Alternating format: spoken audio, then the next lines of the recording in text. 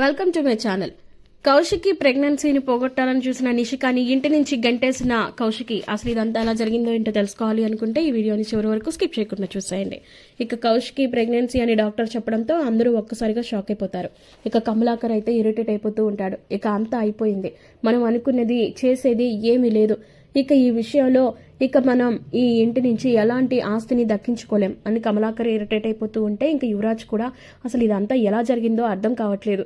వాళ్ళు ఇంతగా మనం విడదీయడానికే కదా ప్రయత్నించాం, కానీ మనం విడదీస్తున్నా కూడా వాళ్ళిద్దరూ అంతగా దగ్గరైపోయారు అంటే పొరపాటు ఎక్కడ జరిగిందో అర్థమై చావట్లేదు అని చెప్పి యువరాజ్ కూడా ఇరిటేట్ అయిపోతూ ఉంటాడు. ఇక మనం జరిగిపోయిన దాని గురించి ఆలోచించి ఏమీ చేయలేం యువరాజ్, జరగాల్సిన దాని గురించి ఆలోచించాలి అని నిషిక అంటుంది. ఇంకేం ఆలోచిస్తాం, అంత అయిపోయింది కదా. ఇక ఆవిడ గారికి ఇప్పుడు పిల్లాడు గాని పుడితే ఇక మనం చేయగలిగేది ఏమీ ఉండదు. ఇక మనం అనుకున్నట్టు ఈ ఇంట్లో ఏది జరగదు. ఇక అందరం కూడా తోలు బొమ్మల్లాగా ఓ మూలన పడుండి ఇక ఇంత అన్నం పెడితే తిని బతికి ఇచ్చేయాల్సిందే. అంతకు మించి ఇంక మనం చేసేది ఏమీ ఉండదు. ఎందుకంటే ఇప్పుడు ఆ ఇంపోర్ట్స్ అండ్ ఎక్స్పోర్ట్స్ బిజినెస్ కూడా ఆ కేదార్ చేతిలోకి వెళ్ళిపోయింది. ఇక మనకంటూ ఈ ఇంట్లో ఇంకేముంది చెప్పండి. అసలు ఉన్న బిజినెస్లు అన్నీ కూడా కౌష్కి హ్యాండ్ ఓవర్లోనే ఉన్నాయి. ఇక మనం మాత్రం ఏం చేయగలుగుతాం అని చెప్పి ఇంక యువరాజ్ అయితే ఇరిటేట్ అయిపోతూ ఉంటాడు. ఇక ఆ మాటలకి వైజయంతి కూడా బాధపడుతూ ఉంటుంది. అవును, ఇంతకాలం మనం ఎంతగానో కష్టపడి నిర్మించుకున్న ఈ సామ్రాజ్యాన్ని మొత్తానికి పోగొట్టుకోవాల్సిన పరిస్థితి వచ్చింది. అసలు ఆ సురేష్ని ఇంకా అమ్మిని ఎంతలా విడదీయాలని ఎన్ని పన్నాగాలు పన్నాం.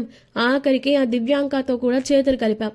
రేపొద్దున పొరపాటున మనమే దీని వెనకంతా ఉంది అని చెప్పి తెలిసిందనుకో, ఇక మనల్ని కూడా ఈ ఇంట్లో ఎక్కడా ఉండనివ్వరు. ఖచ్చితంగా మా ఆయనే నన్ను బయటికి పంపించేస్తాడు అని చెప్పి వైజయంతి అయితే బాధపడుతూ ఉంటుంది. మీరేం బాధపడకండి అత్తయ్య, ఈ విషయంలో నేను ఉన్నాను కదా, నేను చూసుకుంటాను అని చెప్పి ఇంకా కౌశికి గురించి అలాగే వాళ్ళందరి గురించి అనుకుంటూ ఉంటారు. అనుకుంటూ ఉంటే ఇంకా అప్పుడు నిషిక మాట్లాడిద్ది. మీరేమి వర్రీ అవ్వకండి అత్తయ్య, నేనున్నాను కదా, నేను చూసుకుంటాను. అయినా ఇప్పుడు ఎందుకు అంతా ఏదో అయిపోయింది అన్నట్లు మీలో మీరే బాధపడిపోతున్నారు. జస్ట్ వదిన ఇంకా ప్రెగ్నెన్స్ అంతే, అంతకు మించి ఇంకా పిల్లాడైతే పుట్టలేదు కదా అని నిషిక అంటది. అంటే ఏం చేస్తావమ్మీ అని చెప్పి వైజయంతి అనేసరికి, ఏముంది, ఆ పిల్లాన్ని ఎట్టి పరిస్థితుల్లోనూ ఈ భూమి మీదకి రానివ్వను, ఖచ్చితంగా వదిన ప్రెగ్నెన్సీని పోగొడతాను అని చెప్పి నిషిక అనేసరికి వాళ్ళందరూ కూడా షాక్ అయిపోతారు. ఇక వాళ్ళందరూ షాక్ అయ్యేసరికి ఏం మాట్లాడుతున్నావు నిషిక అని చెప్పి వైజయంతి అంటే, ఇంకే ఉంది అత్తయ్య, ఖచ్చితంగా ఈ విషయంలో నేనైతే బేర్ చేయను. రేపొద్దున ఆస్తి లేదు, ఇంకా మనందరం ఇలా ఖాళీగా ఇక దారుణంగా ఈ ఇంట్లో బతకాల్సిన సిచ్యువేషన్ వచ్చింది అని చెప్పి తెలిసినప్పుడు నేనెందుకు ఊరుకుంటాను. కన్ఫర్మ్గా ఈ విషయంలో ఇక నేను ఆలస్యం చేయను. ఈ రోజే వదిన ప్రెగ్నెన్సీని పోగొట్టే ప్లాన్ని అమలు చేస్తాను. అబార్షన్ టాబ్లెట్స్ కలిపి ఇంకా ఆవిడ కడుపులో ఉన్న బిడ్డని ఖచ్చితంగా ఈ భూమి మీదకి రానివ్వకుండా చేస్తాను అనేసరికి ఇంకా అందరూ షాక్ అయ్యి భయపడిపోతూ ఉంటారు. చూడండి, మీరే భయపడిపోయి ఇక మొత్తం విషయాన్ని ఓపెన్ అవ్వకుండా చేయకండి. దయచేసి ఈ విషయంలో నాకు వదిలేయండి, నేను చూసుకుంటాను అని చెప్పి నిష్క అక్కడి నుంచి వెళ్ళిపోద్ది.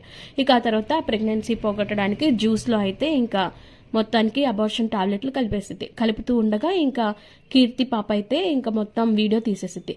వీడియో తీసి బాధపడుతూ ఇంకా ఇంకా ఇలా వీడియో తీస్తూ ఉంటుంది. వీడియో తీస్తూ ఉండేసరికి ఇక ఆ తర్వాత జగదాత్రి దగ్గరికి వెళ్ళిద్ది. జగదాత్రి దగ్గరికి వెళ్ళిన తర్వాత ఇక పిలుస్తుంది. పిలిచేసరికి ఏంటి కీర్తి ఏమైంది అని అనేసరికి వీడియో చూడు అని చెప్పి చూపించిద్ది.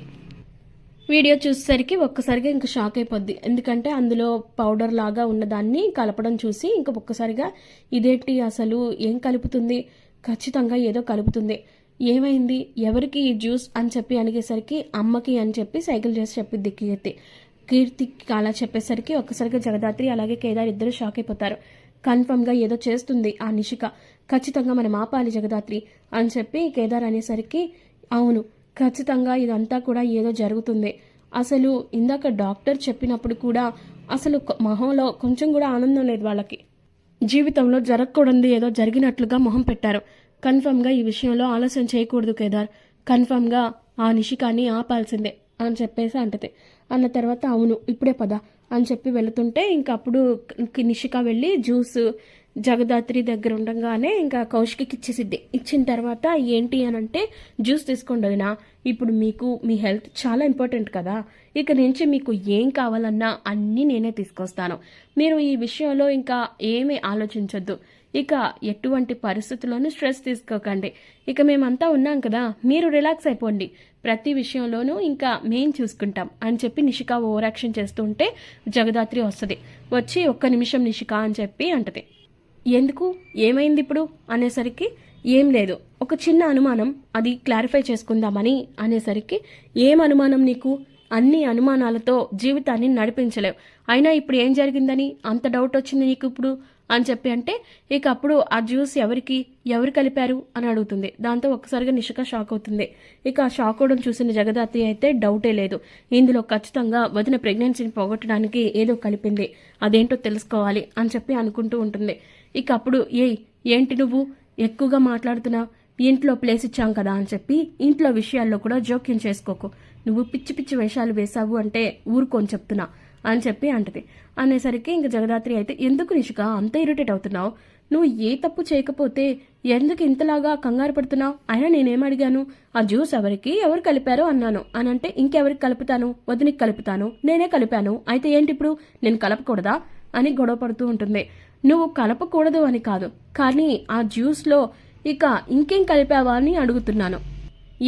చాలా ఎక్కువగా మాట్లాడుతున్నావు, నోరు మూసుకుని ఇక్కడి నుంచి పో, అసలు నీలాంటి వాళ్ళని ఇంట్లోకి రానిచ్చినందుకు మా వదిన అనాలి అని చెప్పి తిడుతూ ఉంటే ఇక అప్పుడు ఎందుకు నిషిక అంత కోప్పడుతున్నావు, ఇప్పుడు జగదాత్రి అడిగింది దాంట్లో తప్పే ఉంది చెప్పు, మామూలుగా తన డౌట్తో ఏదో అడుగుంటుంది, ఆ డౌట్ ఏదో క్లారిఫై చేసేస్తే అయిపోతుంది కదా అనేసరికి నేనేం కలుపుతాను వదినా, మరి నన్ను అనుమానించేలా మాట్లాడుతుంది ఇది, అలాంటిది దీన్ని నేను వెనకేసుకుని వస్తున్నావు నువ్వు అని చెప్పి అంటే నేను వెనకేసుకు రావట్లేదు, జస్ట్ తనకి ఏదో డౌట్ వచ్చింది కదా అది క్లారిఫై చేయమంటున్నాను అని కౌశికి అంటది.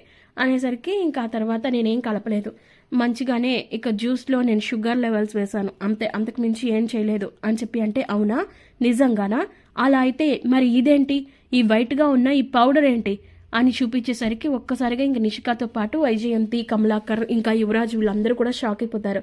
షాక్ అయిపోయేసరికి ఇంకా ఏం చేయాలో అర్థం కాదు నిషికాకి. అసలు ఏంటా వీడియో, ఎవరు తీశారు అంటే ఎవరు తీస్తే ఏంటి, కానీ నువ్వు చేసిన పని ఏంటి, ఈ జ్యూస్లో నువ్వు వదినికి ఏం చేయాలని చేశావు అని చెప్పి అనేసరికి ఇంకా అప్పుడు బాధపడుతుంది కౌశికి అయితే.